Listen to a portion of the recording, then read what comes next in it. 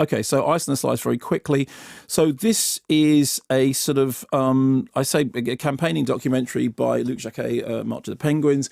Essentially, it follows the life story of Claude Lorius, who is a French glaciologist who many decades ago identified and then predicted catastrophic global climate change. What he did was he was one of a group of people who went to the Antarctic and developed a process of drilling into the ice and realizing that once you were deep down in the ice, you were essentially drilling into the past.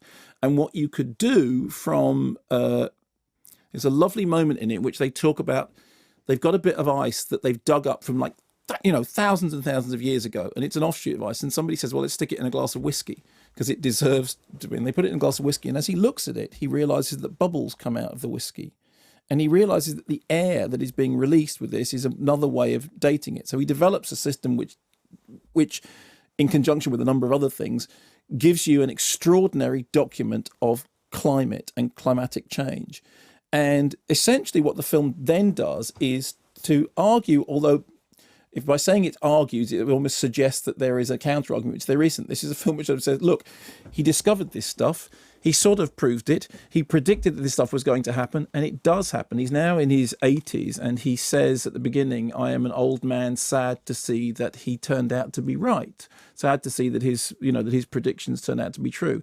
And particularly at the moment with all the stuff going on in the news about, this is a very well-timed documentary, but also I have to say the footage is extraordinary. I mean, there's the footage from all the various expeditions, which was really engrossing. Occasionally, the film sort of slightly over-eggs itself. There's a lot of drone shots of him now standing like on a melting glacier or standing knee-deep in a rising sea with the drone sweeping around him. But again, as his research tends to say, now is not the time for, equivocation. Now is the time to say, look, this is what, it's very, very clear. Climate change is happening. Here is the proof. I said all this all these years ago.